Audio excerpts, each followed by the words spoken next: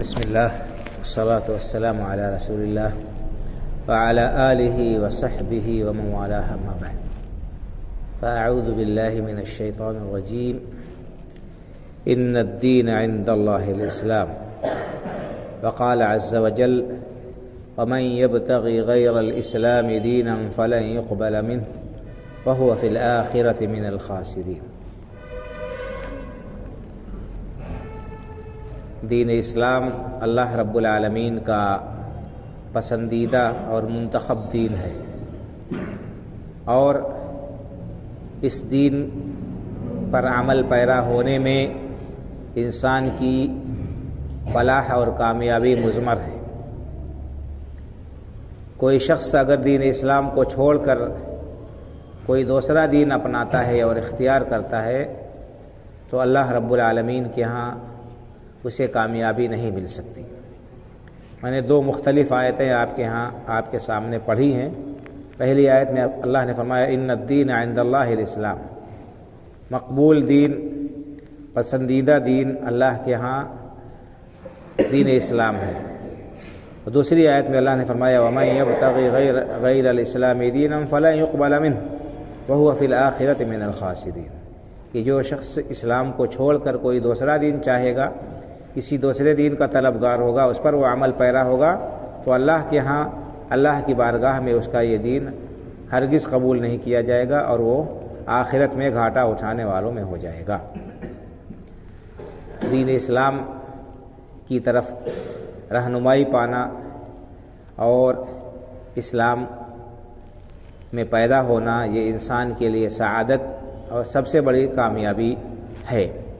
کتنے لوگ ہیں دنیا میں جو اس سعادت سے محروم ہیں، دنیا کی ہر چیز انہیں حاصل ہے لیکن وہ اسلام سے محروم ہیں اور وہ کفر میں پیدا ہوئے اور اسی بعد دنیا سے رخصت ہو جاتے ہیں، جبکہ یہ بہت بڑی محرومی ہے۔ سب کچھ ہوتے ہوئے بھی اگر آدمی دین کی دولت سے، اسلام کی دولت سے محروم ہے تو وہ سب سے بڑا ناکام ہے۔ بہرحال اس نعمت کا ہمیں احساس ہونا چاہیے، اس کی قدر ہونی چاہیے۔ یہ نعمت انسان کو اپنے زور بازو سے نہیں حاصل ہوتی ہے، اللہ رب العالمین کی توفیق جس کے شامل حال ہوتی ہے اسی کو یہ نعمت ملتی ہے۔ تو اس نعمت کی ہمیں قدر کرنا چاہیے اور اس کو سنبھال کر رکھنا ہمارے لیے لازمی اور ضروری ہے۔ کوئی ایسا کام نہ کرے جس سے ہمارے دین پر ضرب آئے، جس سے ہمارے اسلام پر آنچ آئے، جس کی وجہ سے ہمارے اسلام کو نقصان پہنچے اور ہم جو ہے اسلام سے خارج ہو جائیں یا اللہ کے نافرمان بندوں میں شامل ہو جائیں۔ بہرحال یہ بڑا طویل موضوع ہے۔ اسلام اللہ کا برگزیدہ پسندیدہ دین ہے۔ کیوں؟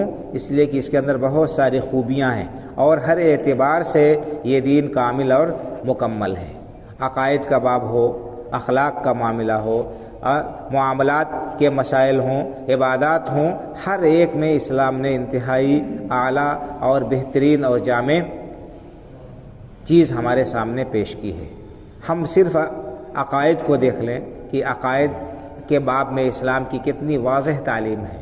اسلام نے اپنے جیسے مخلوق اور عاجز بندوں کی بندگی سے نکال کر ایک اکیلے اللہ رب العالمین کی بندگی کی طرف ہمیں لا کھڑا کیا۔ ہمیں ایسا عقیدہ دیا ہے جس کی وجہ سے انسان اللہ واحد کی بارگاہ سے وابستہ ہوتا ہے اور اسی کو اپنا حاجت روا اور مشکل کشا سمجھتے ہوئے اسی کی بندگی کرتا ہے، اسی کے سامنے اپنا سر تسلیم خم کرتا ہے، اپنی جبین نیاز جھکاتا ہے اور تذلل اور عاجزی کا اظہار کرتا ہے۔ جبکہ آپ دیگر مذاہب اور ادیان میں دیکھ لیجئے کہ اللہ کو چھوڑ کر مخلوقات کے سامنے تذلل اور عاجزی کا انسان اظہار کرتا ہے اور مخلوقات سے ڈرتا ہے یا ان کے لیے عبادت کے مراسم کو بجا لاتا ہے۔ یہ ماتھا اور یہ پیشانی جو انسان کی سب سے اشرف اور سب سے اعلیٰ چیز ہے، اس پیشانی کو غیروں کے سامنے جو ہے جھکا کر وہ اپنی تذلیل اور تحقیر کرتا ہے۔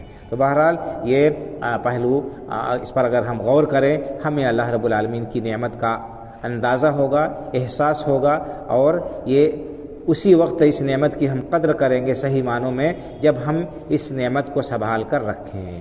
بہت سارے کام ایسے ہیں جن کے کرنے کی وجہ سے انسان اسلام سے خارج ہو جاتا ہے اور دائرہ کفر میں داخل ہو جاتا ہے۔ تو ایسی چیزوں کی بھی معرفت ہمارے لیے ضروری ہے، جن چیزوں کی وجہ سے اسلام کا ایمان اور اس کا دین ضائع ہو جاتا ہے، برباد ہو جاتا ہے۔ انشاءاللہ تعالی اگلے دروس میں تھوڑے تھوڑے ان باتوں پر روشنی ڈالی جائے گی مختصر انداز میں، جن کی وجہ سے ہمارے دین اور ایمان پر ضربہ آتی ہے، ہمارا اسلام مخدوش ہوتا ہے اور اسلام سے انسان خارج ہو جاتا ہے، اللہ رب العالمین کے مغضوب بندوں میں شامل ہو جاتا ہے۔ تو یہ ساری چیزیں ہمارے لیے ضروری ہیں جاننا، تاکہ ہم اپنی دین کی حفاظت کر سکیں، اپنا عقیدہ درست کر سکیں، اپنے اعمال کو صحیح کر سکیں، اور اسی طرح سے اللہ کی نافرمانی کے کاموں سے بچ کر اپنی آخرت کو تباہ ہونے سے اور برباد ہونے سے بچائیں۔ اللہ رب العالمین ہمیں دین کی صحیح سمجھ عطا فرمائے، ہمارے ایمان اور عقیدے کی حفاظت فرمائے، اور دنیا اور آخرت کے خسارے سے اپنی پناہ اور حفاظت میں رکھے،